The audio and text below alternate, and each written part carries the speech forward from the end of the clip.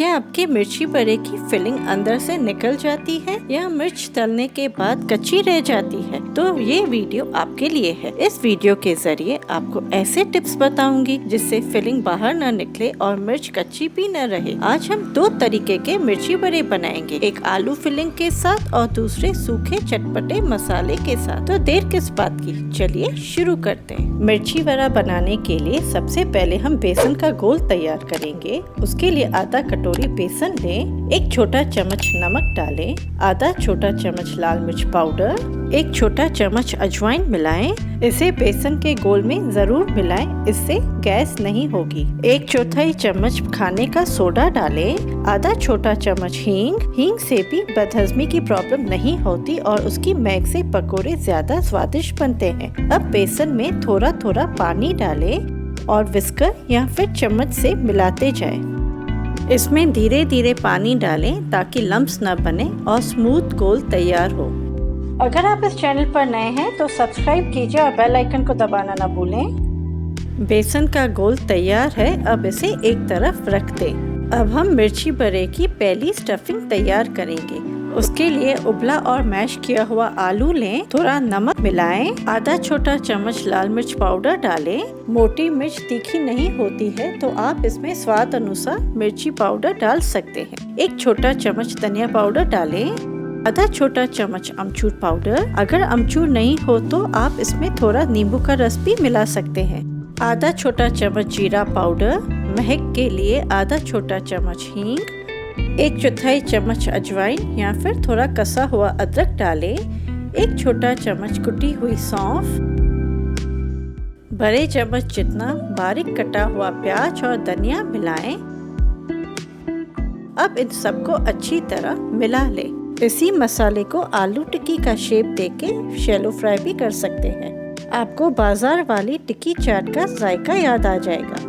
Stuffing अच्छी तरह mix हो चुकी है, अब इसे एक तरफ रख लें। अब दूसरी स्टफिंग तैयार करने के लिए 2 बड़े चम्मच सत्तू लें। आप चाहें तो बेसन को ड्राई रोस्ट करके भी उपयोग में ला सकते हैं। एक छोटा चम्मच लाल मिर्च पाउडर डालें, एक छोटा चम्मच नमक, एक छोटा चम्मच अमचूर पाउडर या फिर चाट मसाला भी मिला सकते हैं, 1.5 छोटा चम्मच धनिया पाउडर, एक छोटा चम्मच जीरा पाउडर, एक छोटा चम्मच दरदरी कुटी हुई सौंफ, आधा छोटा चम्मच अजवाइन, एक छोटा चम्मच बूरा चीनी या फिर पिसी हुई चीनी और आधा छोटा चम्मच हींग, एक बड़ा चम्मच बारीक कटा हुआ प्याज और एक बड़ा चम्मच बारीक कटा हुआ ताज़ा धनिया मिलाएं।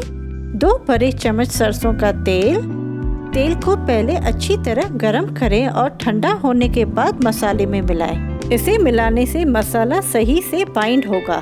इन सबको चम्मच या फिर हाथों से अच्छी तरह मिला लें। मिर्ची बड़े की दूसरी स्टफिंग भी तैयार है, इसे साइड में रखें। अब धुली हुई मोटी मिर्च लें, इन सबको चाकू की मदद से एक तरफ से बीच से काट लें। ऐसा करने से मसाला अंदर अच्छी तरह डाल सकेंगे।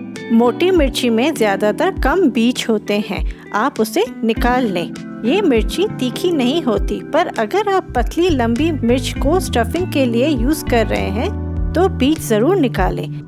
बीज निकालने से मिर्ची का तीखापन कम हो जाएगा। इसी तरीके से सब मिर्च को बीज से काट लें और बीज निकाल लें। अब इन कटी हुई मिर्च में आलू मसाला की स्टफिंग भरेंगे। मसाले को अच्छा खासा भरना है। मसाले को उंगलियों से अंदर प्रेस करें। ऐसा करने से मिर्ची बड़े की स्टफिंग तलने के समय निकलेगी नहीं। इसी तरीके से बाकी मिर्च में स्टफिंग भरें।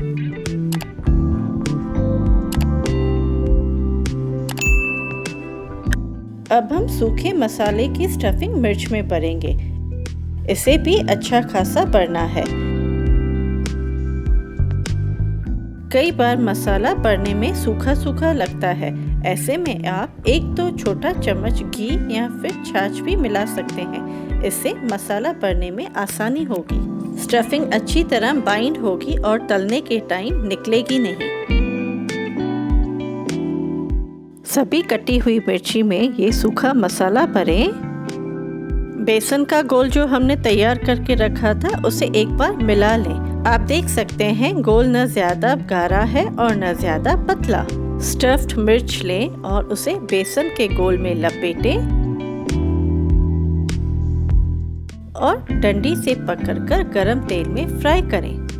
मिर्ची भरे को हाई फ्लेम पर फ्राई करें। 2 सेकंड के बाद दूसरे मिर्ची भरे को तेल में फ्राई करें। ऐसा करने से मिर्ची भरे आपस में चिपकेंगे नहीं। इन सबको 5 सेकंड के बाद पलटाएं और अच्छी तरह फ्राई करें। आप देख सकते हैं मिर्ची पकोड़ा आधा फ्राई हो चुका है। अब इसे तेल से निकाल लें। मिर्ची भरे को हथेली पर लें और थोड़ा प्रेस करें। फिर मध्यम आंच पर सुनहरी और कुरकुरा होने तक फ्राई करें। कई बार मिर्ची भरे बाहर से नरम बनते हैं और अंदर से भी मिर्च कच्ची रह जाती है। इस तरह फ्राई करने से मिर्ची भरा अंदर से सही तरीके से पक जाता है और बाहर से भी बेसन की कोटिंग क्रिस्पी बनती है। इसी तरीके से बाकी मिर्च भरे सुनहरी होने तक फ्राई करें। 2 तरह के राजस्थानी मिर्ची भरे तैयार है। इन्हें सॉस, चटनी या फिर चाय के साथ खाएं और बारिश के मौसम का आनंद उठाएं। अगर आपको वीडियो पसंद आया हो तो लाइक कीजिए और कोई भी सुझाव हो तो कमेंट बॉक्स में लिखिए। आपके सुझाव हमारे लिए महत्वपूर्ण है। Thank you.